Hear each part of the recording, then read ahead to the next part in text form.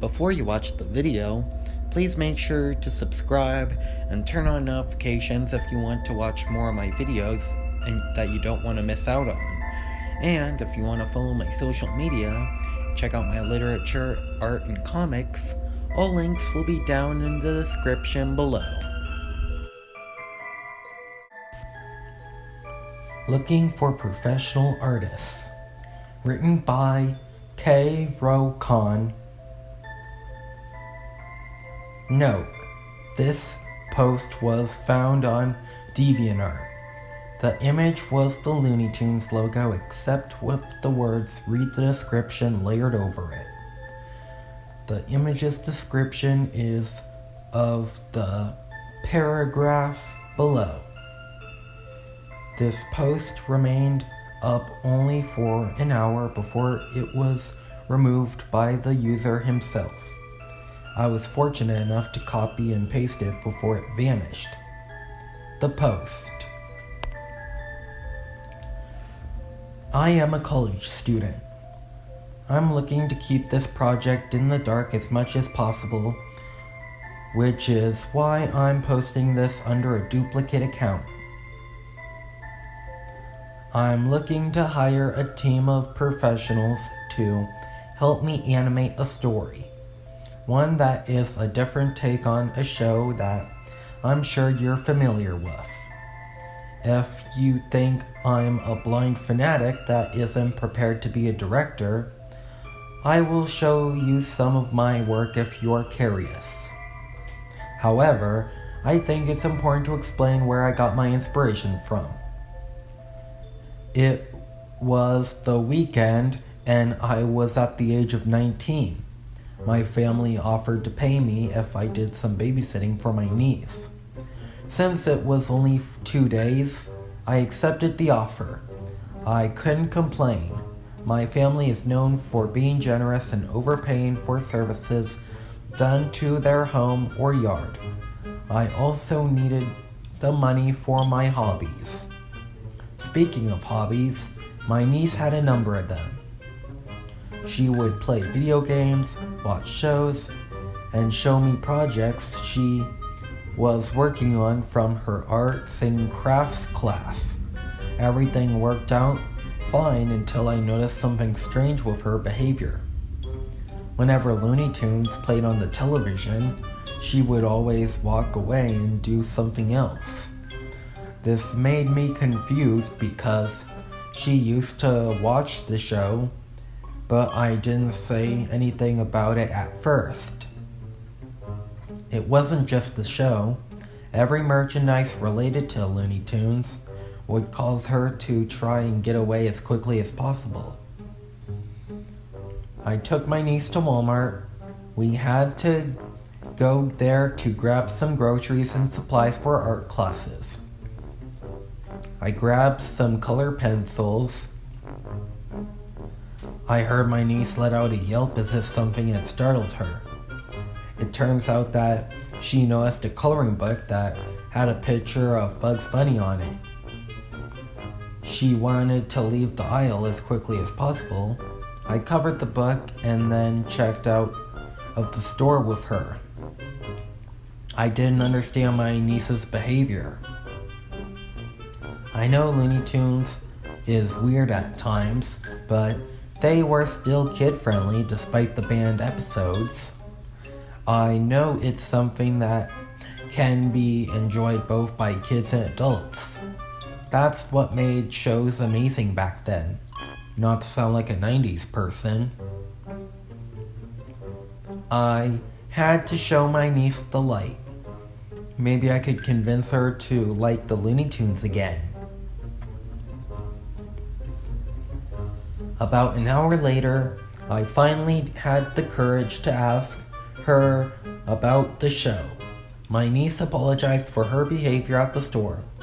Despite being startled, she didn't do anything to warrant an apology. But I accepted it regardless. After talking to her for a bit, I convinced her to tell me about the experiences she had with the Looney Tunes.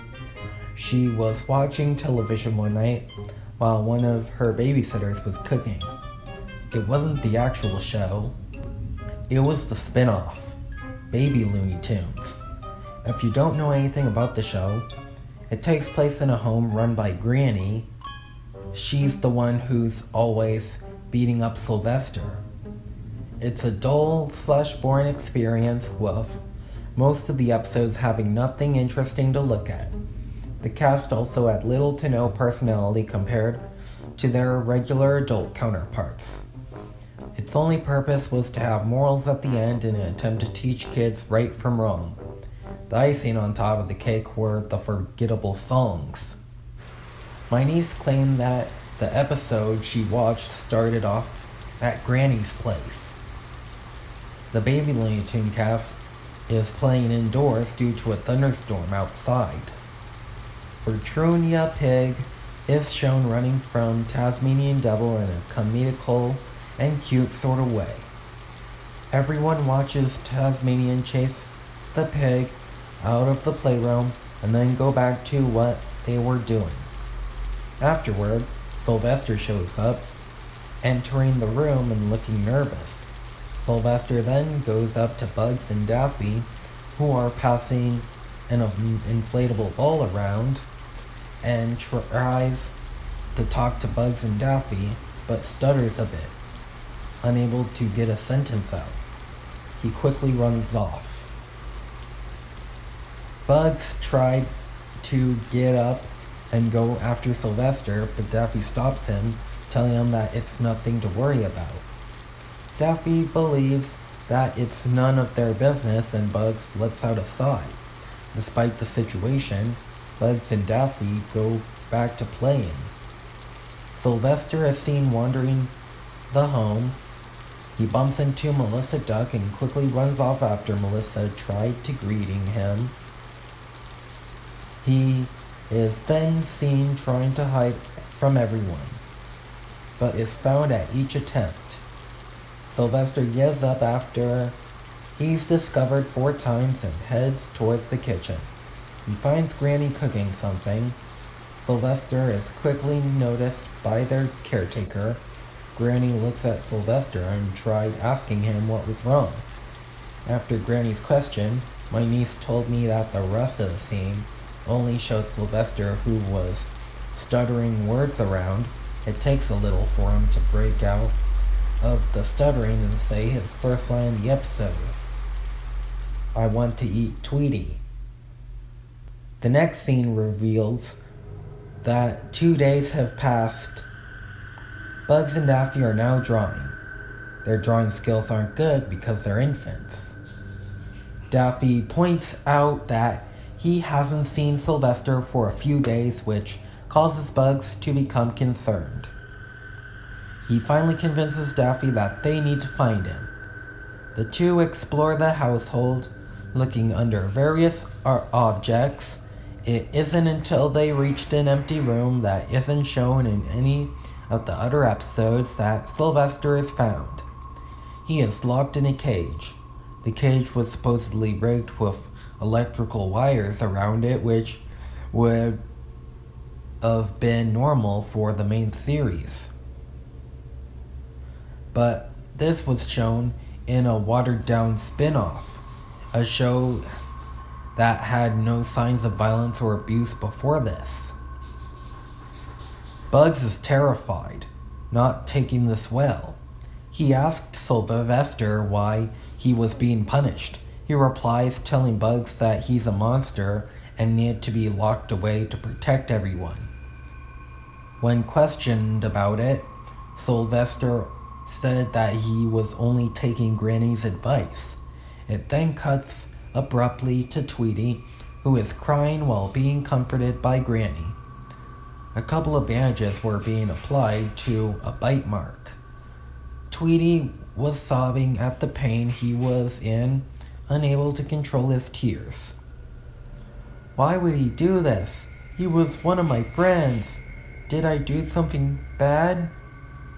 Granny spoke. It's a part of growing up. Your friends will eventually show their true colors and only think for themselves. Everyone is destined to break away and hate each other at some point. Tweety's sobbing worsens. When you're older, you'll understand. After Granny's speech, Bugs and Daffy are shown arguing. Bugs wants to free Sylvester while Daffy is paranoid and wants to keep him locked. The two begin arguing at each other. Lola hears the commotion from another room and rushes to where the arguing is taking place. She is horrified when she sees Bugs beating up Daffy physically. She backs away without Bugs noticing her presence and runs away. Daffy is unconscious. Bugs tried freeing Sylvester, who tries to scare Bugs away by threatening him. Before Bugs can unlock the cage, Granny enters the room. She ignores Bugs, grabbing the cage and leaving. Granny is never shown again, implying that she was abandoning everyone. Bugs leaves the cage room. Everything in the house is now decayed and falling apart. Bugs tries to call out for his friends and believes they're all playing outside before he leaves the house. Bugs shortly finds the straight pathway and decides to follow it. After walking on this path for a little, Bugs runs into Wile E. Coyote, who is trying to catch the Roadrunner. Bugs ignores the two and continues his walk until he finds Petunia Pig exhausted, getting dragged off by Taz. When he reaches the end of the walkway, Bugs finds all of his old friends. A lot of characters were presented here. Marvin the Martian is traumatized. Sylvester is free from his cage, giving in to his feline nature and not looking like his toddler self. He was trying to catch something, but what it was remains a mystery. Upon seeing Sylvester, my niece closed her eyes for the rest of the episode and sobbed. There were more characters presented after Sylvester also. Before the episode ended, there was one final line. "This is the price of maturity." This is said in Bugs' voice before the episode ends. My niece broke into tears after finishing her story. I had no choice but to believe her. These weren't crocodile tears. I tried comforting her, trying to explain that the Looney Tunes weren't meant to be taken seriously. Am I right to believe her? Call me gullible if you will, but the amount of detail described to me by my niece was amazing. Even if the episode didn't exist and was all a lie, she knew how to make up a story. I know kids are creative, but it was also strange to hear my niece talking about something that is this dark in a kid's show. I sat down at my television earlier in the morning to catch Baby Looney Tunes in hopes of seeing that episode. But I gave up after a few weeks of regular episodes. I guess I should have been persistent some more. I apologize if I've taken up your time. I know this may be selfish on my part, but this is where you come in. If you're still interested in working with me to try and recreate this episode, send me an email. This darker take on my childhood intrigues me. Once I get enough people, I will remove this post.